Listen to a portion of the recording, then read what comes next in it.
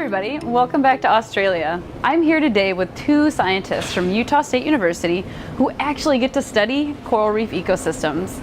I want you to meet Trisha and Ed. That's right, Amy, we're marine biologists. Okay, so what does that mean? What's a marine biologist? Well, a marine biologist is somebody who actually studies plants and animals in the ocean. All right. And we love our jobs because we get to visit some amazing places where we actually get to study how these ocean ecosystems work. Today, we're going to take you to one of our favorite places, the Great Barrier Reef. The Great Barrier Reef consists of over 900 islands and 2,900 individual coral reefs, making it the largest coral reef ecosystem in the whole wide world. Now remember, coral reefs are important because they provide habitat or a home for thousands of different ocean plants and animals. But coral reefs are also important for people too. They provide something called an ecosystem service, which simply means they give back to people in a big way. Coral reefs provide fish for us to eat, they provide jobs for local people to earn money, and they're barriers for local towns from ocean waves. They help keep our oceans working properly, so keeping them healthy is extremely important. And coral reefs can become unhealthy for many different reasons, and when they do, it's pretty scary for those of us who know just how important they are. Today, we're going to take a close look at one special reef. This reef has become pretty unhealthy and is actually covered in algae. Now remember, corals need certain things to live and grow, just like we do. They need sunlight, clean, shallow water, and just the right water temperature. And they also need other wildlife around them to keep everything in balance. Remember the example of the herbivorous fish, like the parrotfish that eats plants and algae? Without these fish, the algae can grow out of control and eventually take over the reef. When the algae take over, they block the coral underneath from getting sunlight. Without sunlight, the coral polyps can't produce the energy they need to live and grow. The coral become unhealthy and can eventually die, which is bad for the coral reef and all the other animals that call it their home. Now, there are many different things that can cause a coral reef to become unhealthy. One of the biggest threats to our coral reefs is global climate change.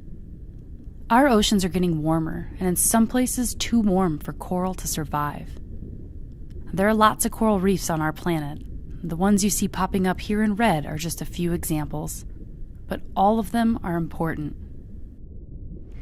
Today, we're going to work with Trisha, Ed, and their science crew to gather evidence for why the coral reef in this one area, this very small part of the Great Barrier Reef, is unhealthy and not doing very well.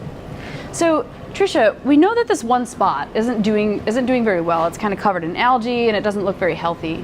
How do you think we start to try and figure out what's happening, what's going on? Well, the first thing we can do is think about what coral, just like the ones in this touch tank, actually need to live and be healthy. Okay. And a great way to do that is to try to find a healthy reef and compare it to our unhealthy reef. When we compare the two, then we can hopefully figure out what is going on in our unhealthy reef. Okay. Hi, Ed.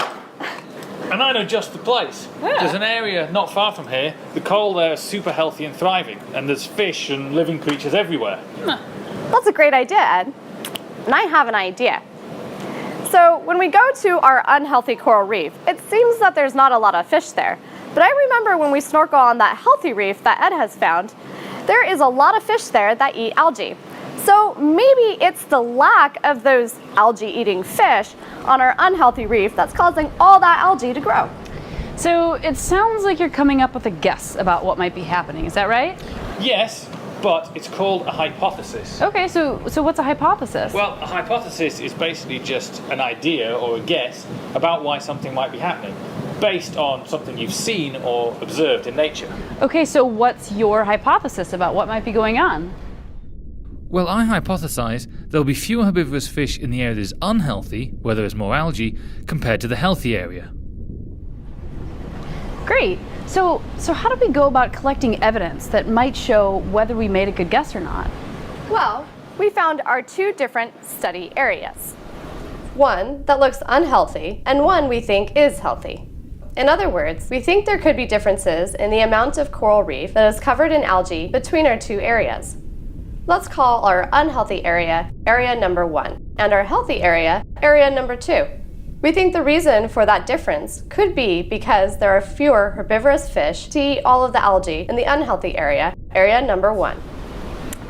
So, if our herbivorous fish hypothesis is true, then we should be able to go out to our 2 different areas and count differences in fish. Now we need to head into the water and actually see how much of each coral reef is covered in algae. That way we can see if there's a difference, an actual difference in coral reef health between the 2 areas. And then we can go out and count the fish to see if there's a difference in the number of fish between our unhealthy reef and our healthy reef. To do that, we're going to have to head into the water.